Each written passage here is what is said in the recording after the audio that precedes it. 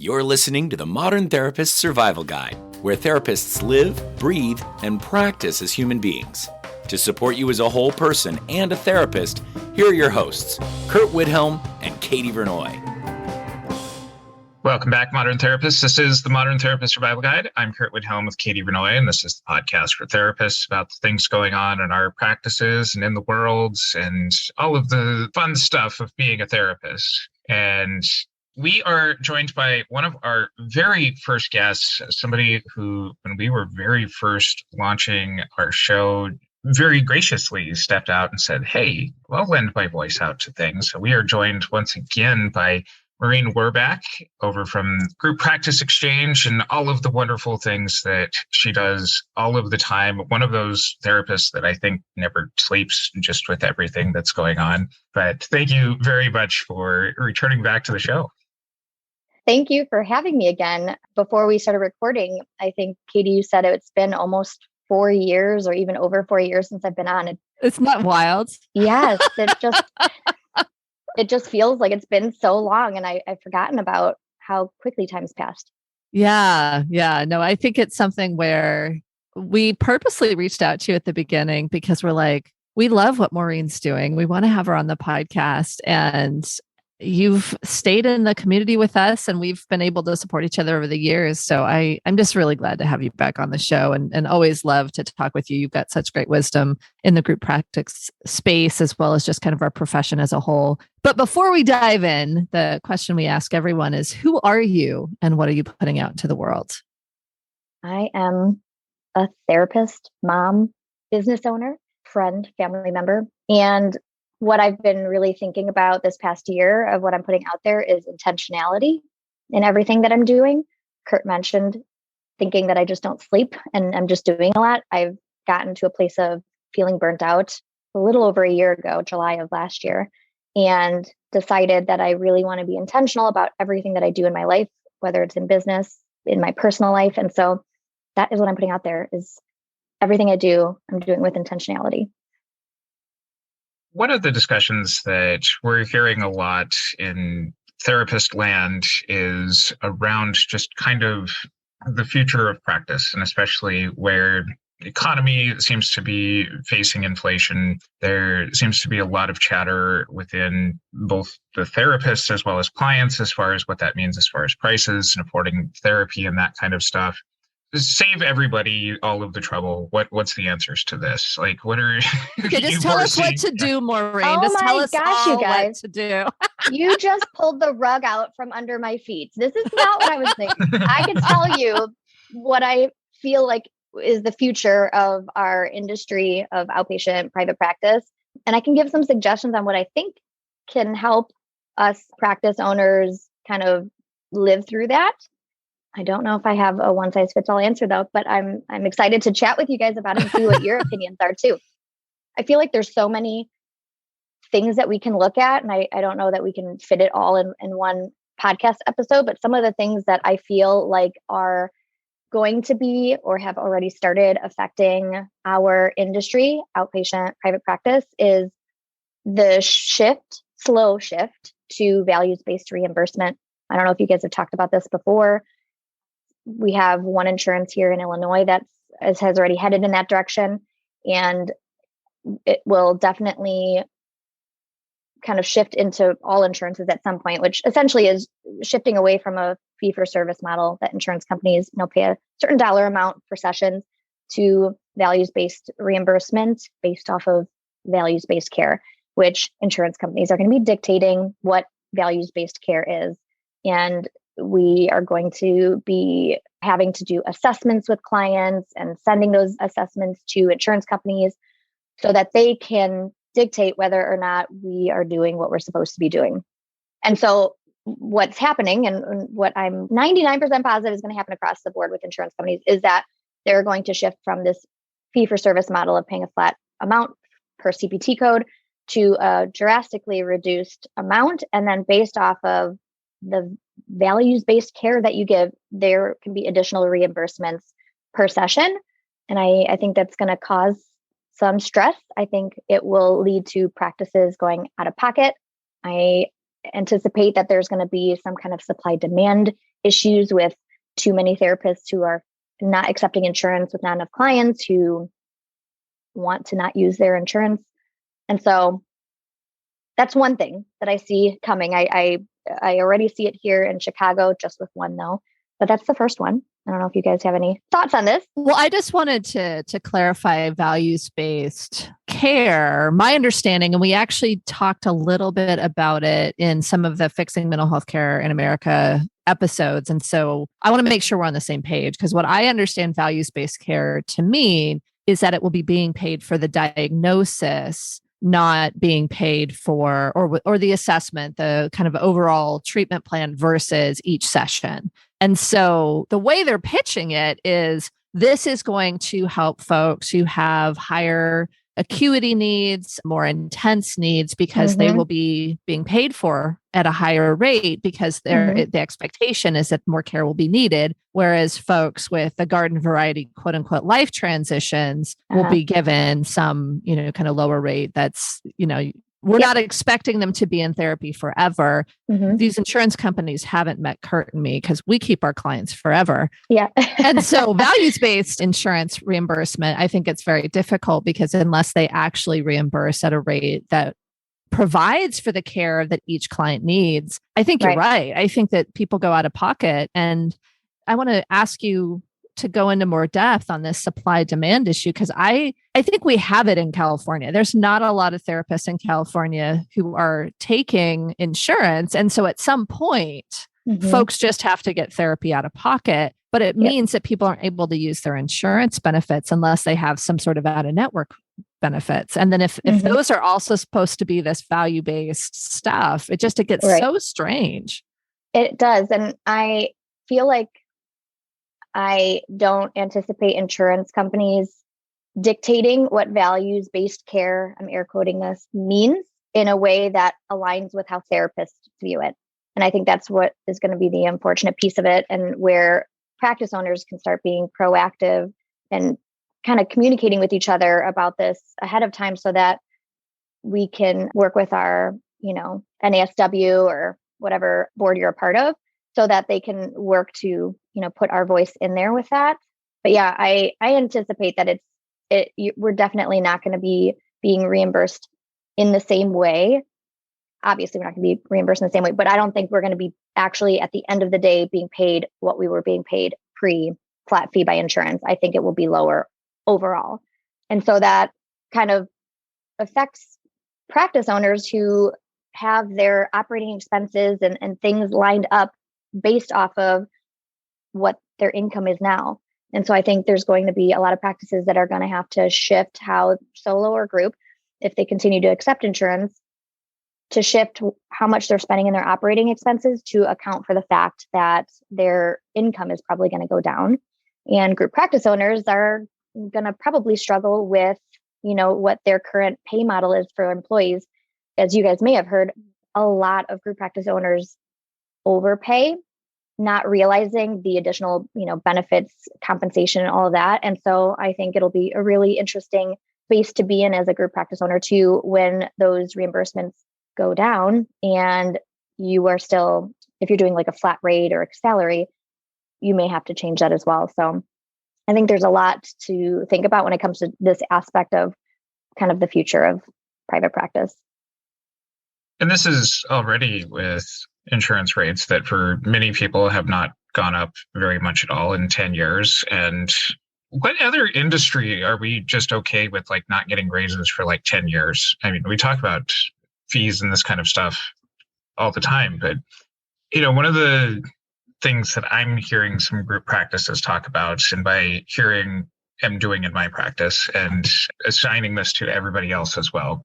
But those of us who are operating outside of kind of the insurance system and looking maybe a step ahead where some of these practices are outside of insurance stuff is maybe a different use of the term values here, but really being able to have that group identity and being able to really specialize and hone in on what we do well, rather than trying to broaden out and manage to try and reach every single client. Yeah, it kind of lines up with another thing that practice owners should be paying attention to and just thinking about is, and Curt, you mentioned this before we started recording, but these big, tech corporations kind of coming in and buying out, group practices and kind of turning into this like conglomerate. And we also have insurance companies who are purchasing other companies like Aetna having CVS as an example, and now CVS has therapists in their stores, and essentially Aetna is paying itself, and not having to rely on outpatient practices. And I think that's, another conversation we can have too about how that might affect outpatient private practice. But what you said, Curt, is going to be really valuable, whether it's niching and creating an identity for your group practice that sets itself apart in some way. I also think that for group practices specifically, is COVID has sort of done this. I don't know if we would have gotten here anyways, but people want to get their care or get their things easily, right? We have Amazon, you can order things and get it next day. Now we're really impatient, right? We can go to Target and order our food ahead of time and go to the drive up so we don't have to even walk through and get the food. And because people got used to telehealth when pre-COVID, that was, it was really hard to get clients to do. It felt like a scary thing. They just wanted to be in person. And now people are used to it and are like, now I don't have to drive. There's a big percentage of people who are now okay with this, me being one. I've never met my therapist in the past 2 years and I have no desire to. I can meet her consistently on Zoom. But I think group practices specifically can weather through being sort of watching other practices around them being kind of gobbled up by these corporations is by ensuring that their practice is caring for the whole person. And that can look different. One example would be that they have not only therapists, but psychiatrists, maybe a dietitian, depending on the work that they're doing, other fields that are related and support the mental health of a client in one space, because then clients can get their whole mental health needs serviced in one space versus like having to go to, a bunch of different places. And I think that's another way that medium to larger group practices can stand out marketing wise, and visually they might feel flushed out by these big companies.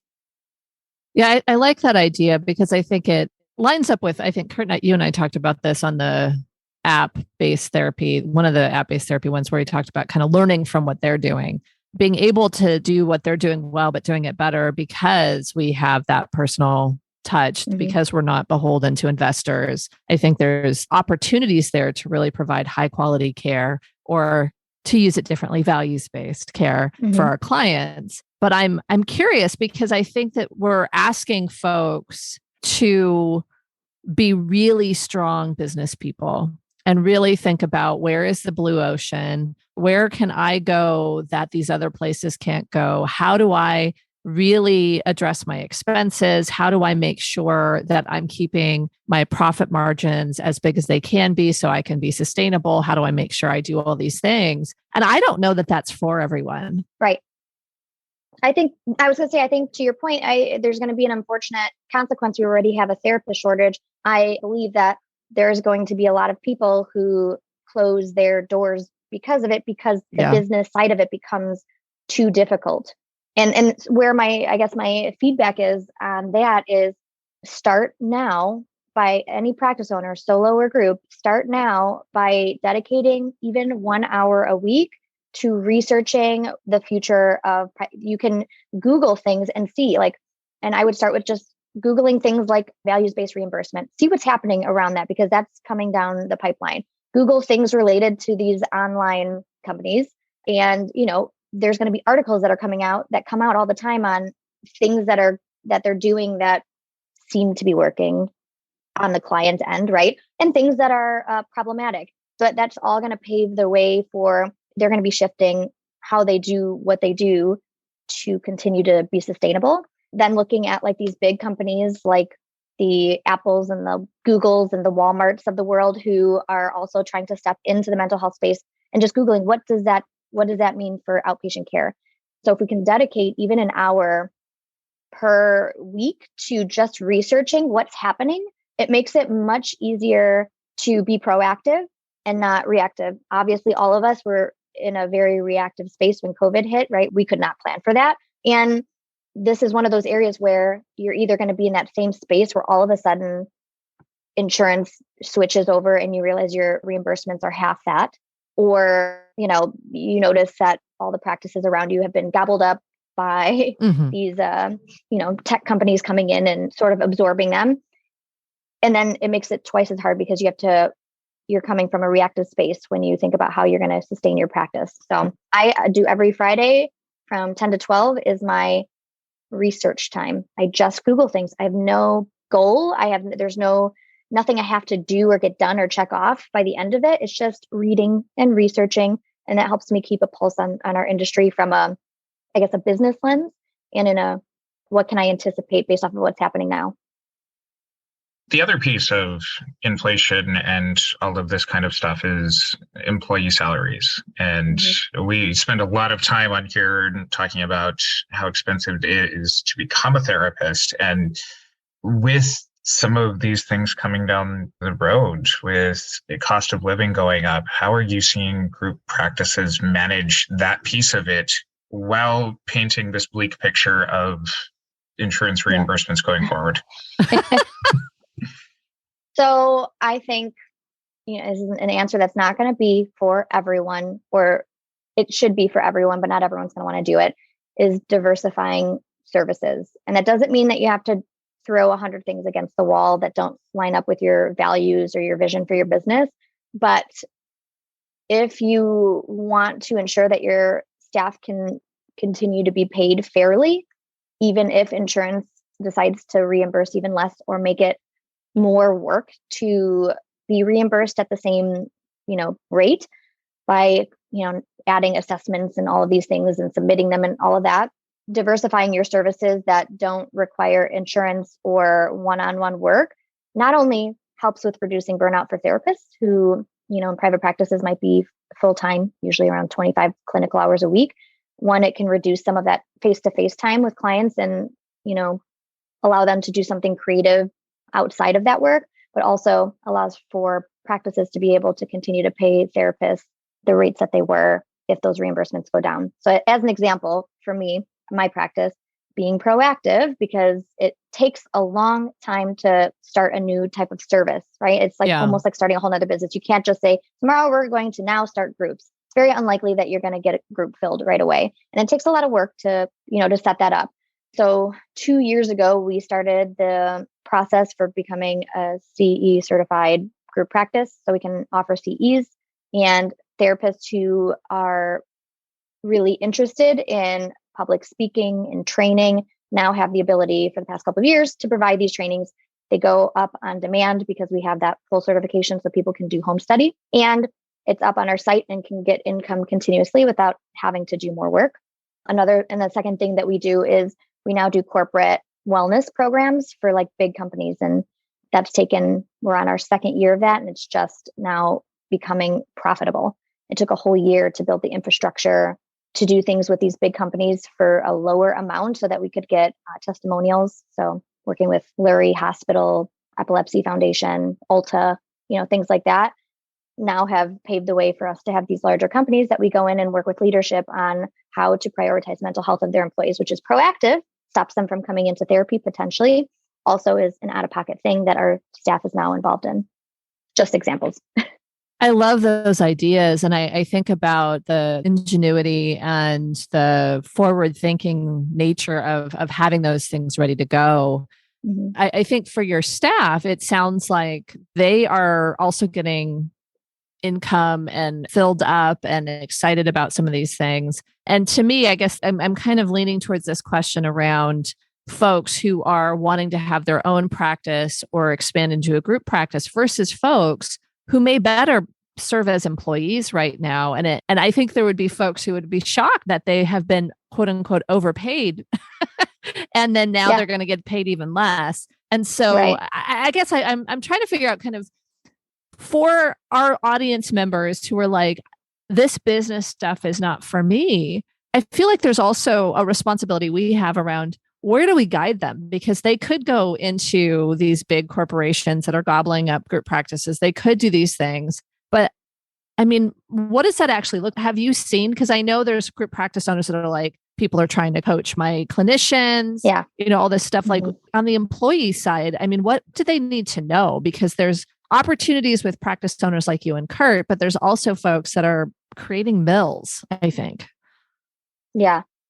At the end of the day, large companies that have purchased group practices and now are just these larger companies, they can offer a lot of benefit to employees. And that is what is right now luring a lot of people over there. And that's why you hear group practice owners say they're, losing clinicians to, XY company that is now purchased group practice, down the block. I have friends and people I know who have sold their group practices to companies like this, what the future holds even in that space. And these companies have investors. And so they're able to pay more because they have people who have invested millions upon millions and like hundreds of millions into these companies to be able to grow and expand really quickly and purchase these group practices and also pay staff well. But it comes at the price of once they are established, they reduce those rates with clinicians and you see clinicians leaving. So it feels scary initially when a new company is starting to purchase because their benefits packages are enticing. But the one thing I've learned, because I've talked to a lot of these companies because I have a group practice and I kind of always want to know where I'm at if I, is that they don't like practices that have diversified services. Their model is to stick with simple seeing clients. They don't care about groups. They don't care about, corporate wellness. They don't care about CE programs. They care about one-on-one work. And so that I feel like is also an enticing thing for employees who, as you guys know, get burnt out quickly because to make decent money, you have to see a lot of clients, and practices like mine or other, group practices that have the time to invest because there's a real person behind it to diversify those services are also then providing that space for clinicians to do work outside of just kind of the rotation of one client after another. And that is worth something. It is. I think it's worth it for the culture of the group practice. I think it's something where the larger the corporation, the more the investors, regardless of the pay, at some point it becomes really just all about numbers. Yeah. And I think smaller group practices need to pay attention to the numbers as well. But my experience anyway has been that they pay attention to the people too. Yes, exactly. And those larger companies don't create a space for employees to talk about things that they're passionate about. Whereas practice like mine, we encourage every employee, if you have a cool idea, bring it to the table. We are always looking for ways to support employees' passion if they align with my, business values and is something that we can do. Sure. And that has created a lot of opportunities for people in my practice who might not otherwise have had those opportunities in an outpatient setting. And you don't get that kind of thing, that ability to step into leadership or spearhead a program. You're not going to get that in these big companies because what they're looking for is increasing those numbers. Yeah, units. Having more client sessions. Yeah. Since you were last on the podcast and keeping kind of this spirit alive and kind of employee management, and, I'm a part of the Group Practice Exchange Facebook group, internal advertising for Maureen stuff. Yay. But I see a lot of the group practice questions end up being around employee management sort of stuff, speaking to these kinds of values and this kind of stuff. And then I go over to some of the other Facebook groups for therapists, and I see people complaining about their group practice owners. It sounds like you take kind of this management approach of, really fostering the community, the well-being, investing emotionally in your employees as well. How have you seen that advice either being followed in the last 4 years by effective group practice since you were last on our podcast? Or how do you see that just kind of continuing to be the same old thing in a industry that is slow to adopt change? Well, that is the most truest statement I've ever heard. We are slow to want to accept change, which is why I tell people you should be dedicating time to researching what is going on in our field and what projections are, because change always happens. So let's all get on board, or you're going to be, kicking and screaming your way through it anyways. It's so interesting what you said, Curt, because this is like a tale as old as time. Employees complaining about group practice owners and group practice owners complaining about their employees. Yeah. I think there are a lot of bad group practice owners out there. And I also think that there is a lack of transparency by group practice owners to help employees understand why things are the way they are. As an employee, you're not a business owner. You might not be business minded. And most issues or problems, whether it's feeling like you should be paid more or whatever, will often go and be directed at the group practice, when sometimes it might be that the group practice actually pays their employees really low and has a insanely high profit margin, but most don't. And they don't realize, this as just an example, that the profit margin for that group practice is like under 20%, right? Is very low. And that the problem is actually reimbursements, right? That's just one example. And I think where I've been trying to do my work with the group practice owners that I work with and who listen to me is that the more transparent you can get with your team, the more understanding and trust that they're going to have in why procedures or policies or things are the way they are in the practice. And I think that is one of the ways that you can stop this kind of issue that you were mentioning, Curt. And when you were talking at the very beginning of the podcast, I think there was this element of intentionality, and that I think should be something that all of us take away, right? I think there's that element of, if you're starting a group practice because during the pandemic, you couldn't get enough therapists to see all of the folks that needed therapy. And I think there's still some of that. And as we're hearing, from your research and from what we've seen as well, like, this is going to change. Like, things are going to slow down. People are going to start tightening their belts, so to speak, closing their wallets. And so if there wasn't an intentionality around how you built your practice, there wasn't all of the pieces in place, the systems, the processes, the policies, the mission and the vision, and kind of the values that align for what practice you're trying to build, when things start hitting the fan, it's going to get chaotic. And we're not at our best when we're chaotic. I think as leaders, as managers, as all of those things, you can get to a place where you're doing things in a way that you hadn't intended. And so then all of a sudden it becomes us versus them, because they need to get paid. These employees need to get paid, and the group practice owners need to be able to sustain. I mean, I don't know how many group practice owners I've talked to that haven't paid themselves in like 6 months or a year, and their employees are paying about how little they're getting paid. And it's like, this is an issue that is not between those two people. Potentially it is, but it's really more about how the group practice was set up, how things are being communicated. And if you haven't done it intentionally, whether it's because of time or excitement, or the environment drastically changed and you didn't know it was going to happen, I think it can be very easy for that divisiveness and that us versus them thing to come up with this. And so to me, and what I always recommend, is seeking support. And I often send them to you, Maureen, because I think the group practice exchange has a lot of guidance in there. But how do you address that when it starts getting to be like group practice owners going like, employees suck, rah, rah, rah. Like, how do you address that in the culture of the group practice exchange? I don't come from a space naturally of complaining or negativity with my staff, because I feel like my business is what it is because they're there, and it's, I started it, but they keep it going. Yeah. And so that feeling, when I see other group practice owners complaining, it reminds me a little bit of parents who bring their kid into therapy and are like, fix them. And it's like, we need to have you, mom or dad, coming in here too. It's similar. I feel like it's similar. If there are, outliers, obviously, to the statement, but for the most part, the issues that employees are having, whether they're realistic or not, doesn't really matter. The group practice owner is playing a role in that and not leading the way they need to, if that is continuously happening. Yeah. And obviously there are outliers. You might have a bad fit therapist who even the best of the leaders in the world wouldn't be able to support. But for the most part, I think a lot of times I look at the group practice owners and I think the issue really lies in your hands, not in theirs. Yeah. I know it's not the most supportive statement, outright.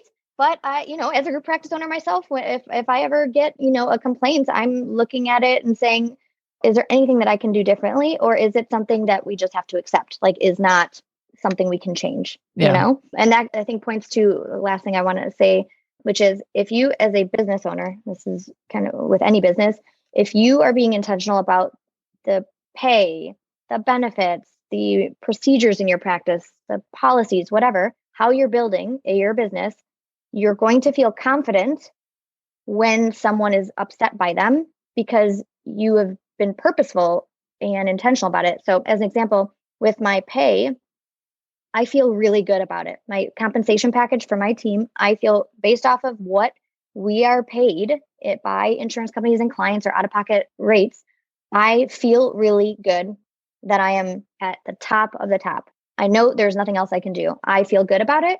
And so when I get that person here or there, I have 60 something people in my practice, so it is bound to happen every once in a while. I don't feel bad. I don't feel like, ooh, or angry. This person is complaining. I can say, I understand that you want more, and I wish you could have more from my practice. I think every therapist should be paid probably a shit ton more than what they're being paid, even in my own practice. But It is what it is. And I understand that people's lives, their personal lives, are all different, and they might actually need to make more money. And so I will say, like, I feel really good about the compensation package that we have, and I can't make any movements in that, but I totally understand if you need to look around and see if there's something better out there, because you deserve to be paid what you feel like you need to be paid. And oftentimes when that has happened, they look around and they see that they can't really find anything else. And maybe they start their own practice, there's options out there. But I think confidence in the decisions you're making in your business will go a long way in having those conversations with employees and having them understand. Because when you're confident, they're like, oh, okay. Even if they don't like it, they're like, I get it. Mm-hmm. You've been around for a while. I've been around for a while. We've got our group practices. One of the things that we've come across in one of our episodes, as far as kind of the workforce issues that come up, is there doesn't seem to be a whole lot of pathways for employees to grow and to have promotion kind of opportunities. It's a field where it's, all right, you're either a therapist or you're an owner. How do you keep employees with, not that being a therapist is a dead end job, it's a great fulfilling job. Yeah. How do you foster in an industry that doesn't really have kind of that traditional pathways towards leadership that a lot of other industries have? Diversifying services and creating a culture where people can come to our leadership team with any ideas that they have, and we try to make it work if it's within, value systems and all of that. So we have, 10 people in different leadership roles. One of our staff, he's an LMFT, and he also got a degree in, I'm going to say it wrong, like photography or digital media, maybe. And he had once said a few years ago, my dream job would be that I could do both things, that I could have a job that allows me to see clients and also do my creative side. And we created a creative director position, and he does 15 clients. He's full-time salaried in a leadership position, 15 hours of client facing, and the other 15 hours he can use creatively to do things like, he does our staff bio videos. All of our staff have bio videos, and he gets to make them fun and creative. He does our bloopers every end of the year. We have like a whole 20 minutes blooper reel. It's culture building and of all of our staff. He does our social media. Like, he's hilarious. He is hilarious. Yeah, he's so funny. He does so many things. We have a newsletter that goes out to all of our staff every first of the month that talks about our anti-racism work. It talks about any, new staff that come in and they have to do like a welcome video that's really funny. He talks about like any happenings within the practice, people pregnant or, whatever. And it's a way that our huge practice can connect and everyone looks forward to it. But that's how he gets to literally have what he said my dream job would be. And that is what I would say is the answer to your question, Curt, is how can you not be so, not you, Curt, but you practice owner. I will represent all. Yeah. I was gonna say, how do you not be so narrow-minded? But then I was like, oh, that's a rude way of saying it. But you gotta like open, practice owner, you has to open your lens a little bit more and allow that creativity to come in, because you're right, Curt, people for the most part don't want to just see clients for 50 years, day in and day out. They like a little bit of other things. A lot will write books. People will start doing speaking engagements. They have to get that other creative part of their selves out in some way. And so my practice really works hard at trying to foster that. So we have a lot of different opportunities within that, support that for people. And then we have those rock star employees who are very consistent. They don't, they like their life balance and want to be able to go home and not worry about anything else and see their clients. And those rock stars are great as well. Where can people find out more about you and everything that you're doing? So they can find me at thegrouppracticeexchange.com. They can go to, if you're on Facebook, we have a Facebook group, as long as you're a practice owner, solo or group, but you can't be an employee of a practice, unfortunately, to be in there. But if you're an employee still or a contractor at a practice, but you're wanting to learn about how to break out and start your own group practice, you can go to the website and there's a ton of free resources in there as well. And we will include links to those in our show notes over at mtsgpodcast.com. And follow us on our social media. Join our Facebook group, the Modern Therapist Group.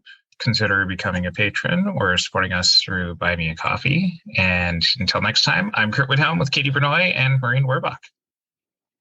Thank you for listening to the Modern Therapist Survival Guide. Learn more about who we are and what we do at mtsgpodcast.com. You can also join us on Facebook and Twitter. And please don't forget to subscribe so you don't miss any of our episodes.